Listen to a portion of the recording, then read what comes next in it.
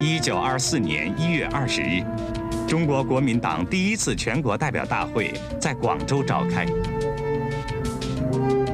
共同的敌人，共同的目标，使国民党与共产党实现了第一次合作。当年国民党为了对抗日本侵华，和共产党的人以个人身份加入国民党。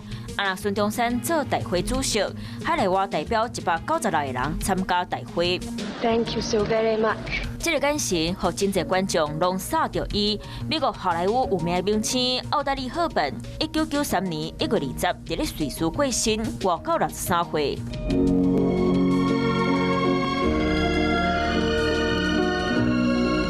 奥黛丽拍的电影《蒂凡尼早餐》真有名，让伊做女主角的头一支电影《罗马假期》，可以摕到奥斯卡金像奖和金球奖的最佳女主角奖，嘛可以争做经典的女神模范。